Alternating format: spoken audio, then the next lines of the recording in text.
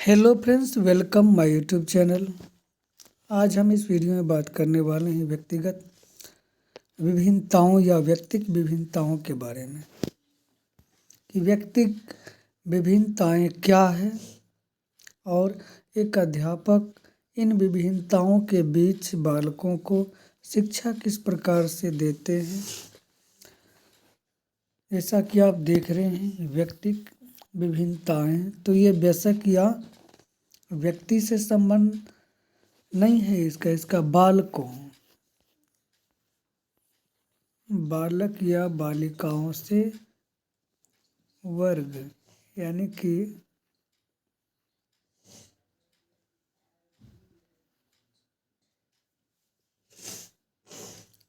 बालकों को जो एक अध्यापक शिक्षा देते हैं, कक्षा में पढ़ाते हैं, वहाँ भी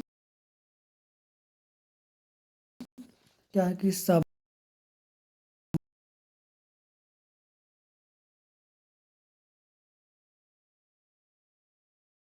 भौगोलिक तथा जैविक इत्यादि या आदि जो है विभिन्नताएं होती है। एक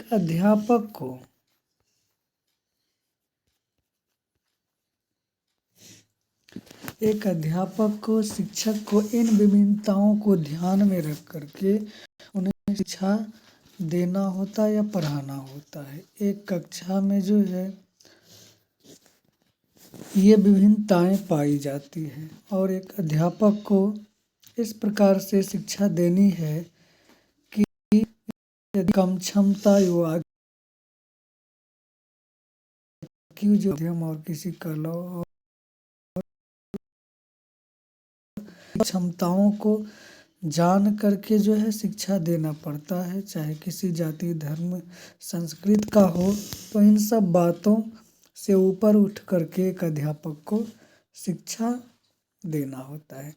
तो आइए जानते हैं कि व्यक्तिक विभिन्नताएं क्या है। व्यक्तिक विभिन्नताएं एक कक्षा में कई तरह से हो सकती है।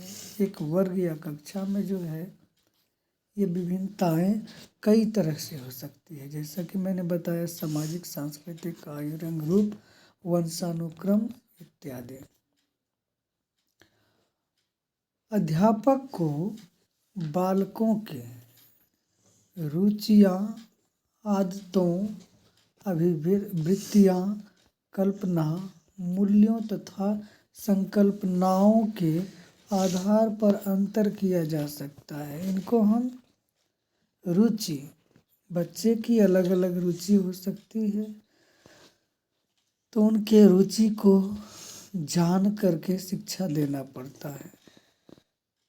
आदतों, हैबिट, अभिवृत्तियाँ, कल्पनाशील होते हैं बच्चे, उनके मूल्यों को जान करके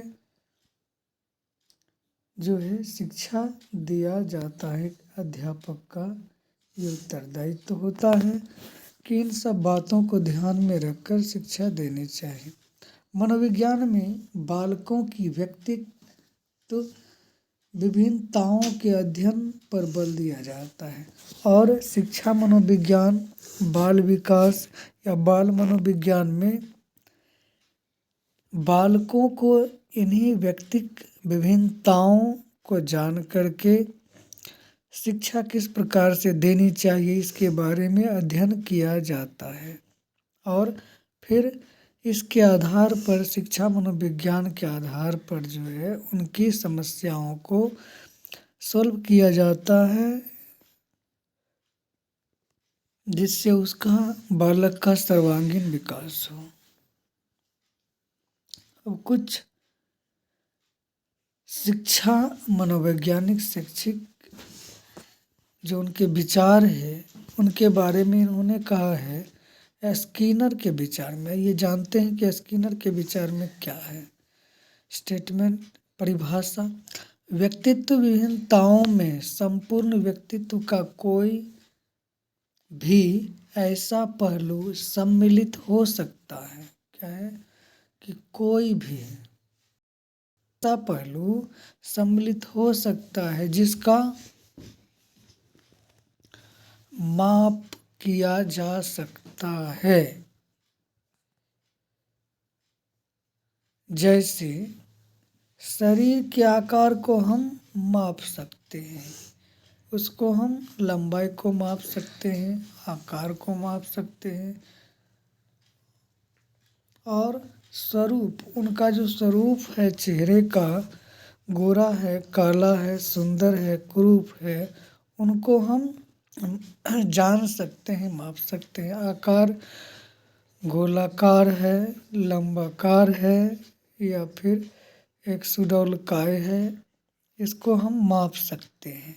इसके आधार पर भी व्यक्तित्व निर्धारण किया जा सकता है, शरीर का जो आकार है उसके आधार पर, स्वरूप के आधार पर।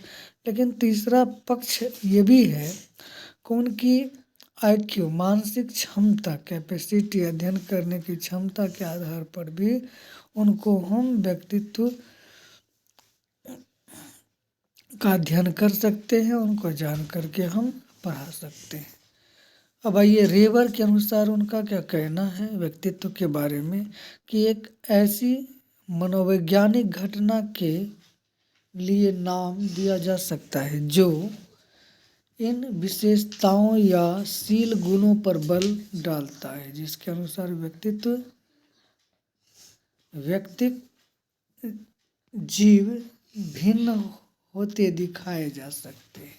ये तो उलझा करके ऐसा कहा है रेबर महोदय ने कि एक ऐसी मनोवैज्ञानिक घटना के लिए नाम दिया जा सकता है जो उन विशेषताओं या शील गुणों पर, इन्होंने व्यक्तित्व शील गुण को आधार मानकर और उनकी विशेषताओं पर ज़्यादा बल दिया है कि मनुष्य में शील गुण विशेष है या कम है या सामान्य है, इसके बारे में, जिससे उसका व्यक्तित्व का हम पता लगा सकते हैं, जिनके अनुसार व्यक्तिक जीव भिन्न होते दिखाए जा सकते हैं। उनकी जो विशेषताएं, उनके आधार पर हम उसके भिन्नताओं को जान सकते हैं।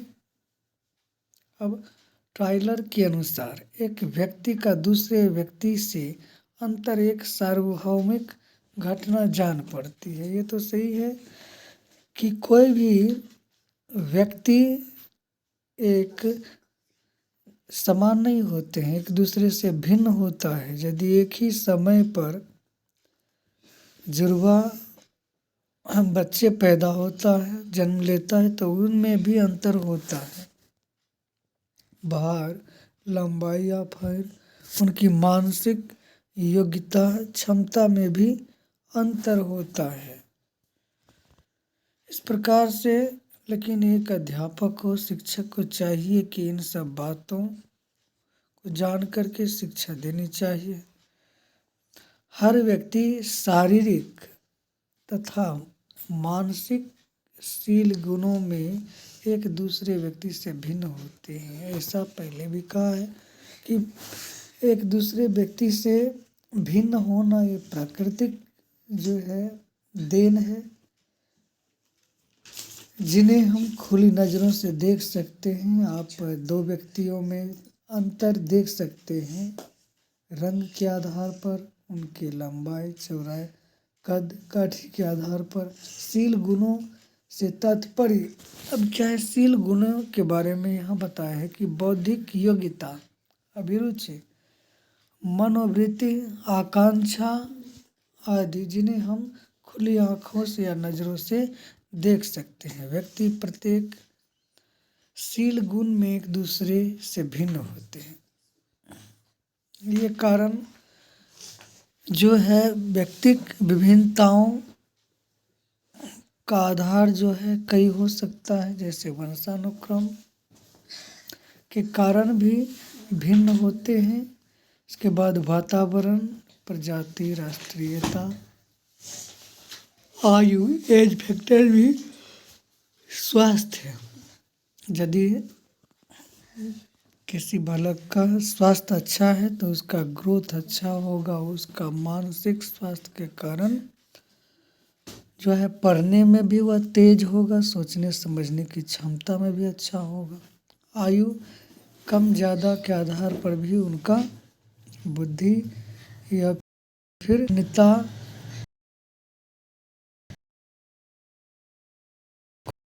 को हम